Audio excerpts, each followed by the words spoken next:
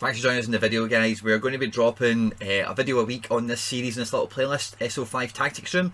In this video today, we're going to be talking about the extra spot you get. So, as you know already, SoRare runs on a five-a-side fantasy football league. You get a goalkeeper, a defender, a midfielder and a striker, and you get that extra spot where you can pick any position except the goalkeeper that you want to fill out your lineup. So today in the video we're going to be talking about the sort of decision making that I take and things you might want to consider when selecting what position goes into that final spot. If you're new here, make sure you like, subscribe, hit the links below for all the free stuff to join, and let's get stuck into it.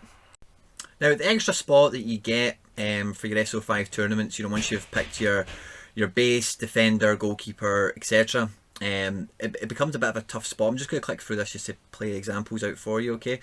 But if I'm going for the players that I think, first of all, the first four, they have to be the strongest in each position you have available to you for whatever league, whatever region it might be.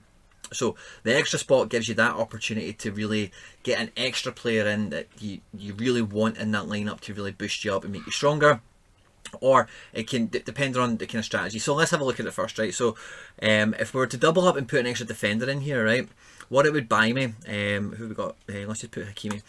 What this buys me then, okay, as I look at it points wise, defenders generally speaking, especially the kind of fullbacky types like your Hakimis and your Danilos, are box to box, you know, up the line type players, okay? So if I double up on a defender, what I'm giving myself is a really high probability of getting an extra player to score. I know Hakimi's getting 88 in there, but let's just say your typical defender scores about 50-ish, 55. I'm giving myself a really good chance at something like that.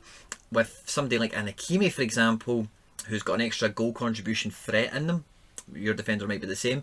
You've then got the ability to maybe get lucky on the game week and they shoot up to 88, 90, whatever it might be. Okay, if I was to take Hakimi out, right, let's say I double up on midfield, right? What doubling up on midfield can do for me is a couple of different things depending on the player that I'm picking, okay?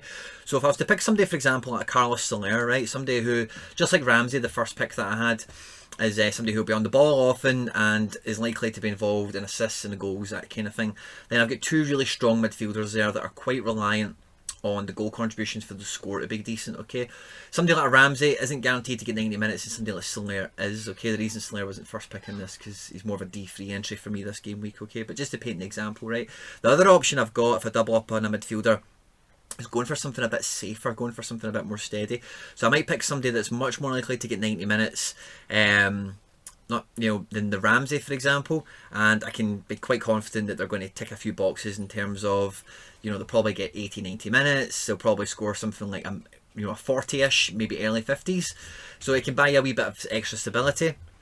Now if I'm going for a forward, right, if I'm going to double up and put an extra forward in here, it becomes a bit more of a gamble because the forwards themselves are much, overall as a position, much less likely to get the full 90 minutes, okay? And their score, because of their contribution to the actual game of football, can be, depending on the team and the squad and the philosophy, quite minimal. So your strikers, you are really gambling on, you're finding two goal scorers, you're finding two guys that are high pressing, getting involved in all play regardless of goal output or anything like that.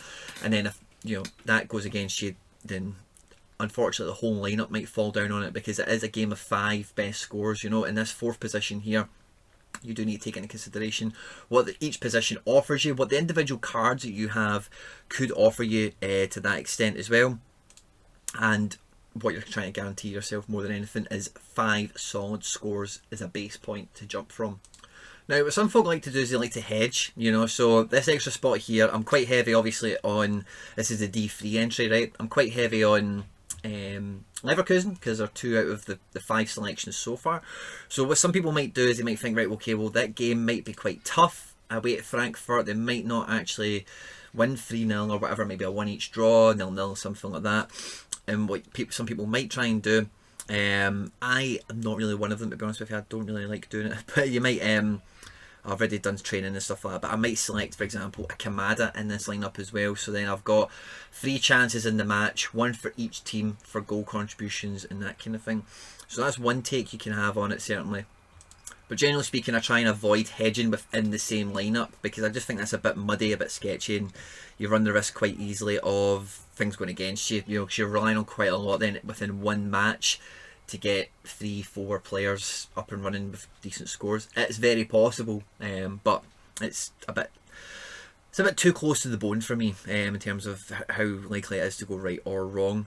For me personally, the extra spot, I'm always looking at the first 4 and I'm thinking, right, that's the best goalkeeper, defender, midfielder and striker I can play this game week. And this extra person here, for me, typically is going to be the person I see, regardless of anything else, who's going to get the most points to really push me up. And we've kind of outlined some of the base options for the positions. That'll then come into my thinking. So if I was just to look at this, why is it not showing me people now? Straight away, the people that jump out at me is like Wirtz, probably Alario because he's got goal contributions. Hakimi I can't use twice because he's already in this lineup, and then I've got guys like Ramsey and SoRare. So what I'll then do is, like I start talking about at the beginning of the videos, I'll think, right, Wirtz, is he likely to get 90 minutes? He's quite likely to get over 70, I would say. Alario, if he doesn't start, he will come off the bench, and regardless, in any outcome, I can see him being involved in the goals, whether it be from the bench or whatever. Or I might look somebody like a Ramsey, who I fancy quite a lot. He's coming into the team more and more. He didn't get, he gets subbed after 30 minutes in the last match because there was a red card to the right back, and he had to readjust the team. So I've got good faith that he will start, but I know he'll be subbed. So for him to be my extra spot, it's a bit dicey, isn't it? And then I look at somebody maybe like a SoRare, who is very likely to play the full match. It's very likely to get in amongst goal contributions and that kind of thing as well. And that's the sort of player I would quite happily put in as my extra spot. Because he's a midfielder, I now look at him as I think, right, okay, well, somebody like a SoRare who's in midfield, I think a bad game for him is probably going to be the low 50s, late 40s. I know he's got a 34 in there, of course. And a good game for him can quite easily be the 70s and the 80s, which is cool. If I was to opt for a striker like Alario, I'm really reliant on him scoring, whether it be from the bench or from the start. It's really immaterial. But that's the whole bet then. My whole lineup then hinges on Alario scoring if he's my extra player. If I go for Wirtz, yeah, you know, he could be involved in goals and stuff like that quite easily. He's much less likely than the SoRare to get the minutes. And I peg them quite equally to get the same kind of goal contributions in their respective matches. And then on the flip side, I could go for a defender. I could go for something like a Manolas, who I know will get between 40 and 50. He's not going to rip up any trees. He's quite a steady score. So they're the main options I think you should be exercising, and kind of the avenues you should be taking yourself down when you're thinking about that extra spot.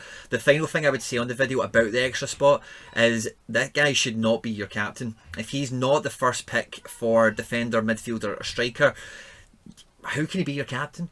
You know, if he would be my captain, then surely he would get ahead of the midfielder, okay? Now, the exemption to that rule would be in this situation, in the D3 sit, because Amiri's going to go in ahead of SoRare because he's a super rare.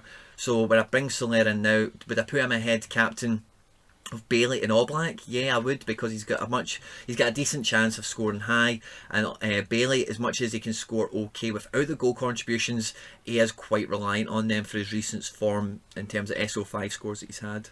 Okay, guys, thoughts on the video? Anything that you think is a relevant point to add into this, by all means get it in the comment section down below. I love to read the comments and respond to you guys, so please do that.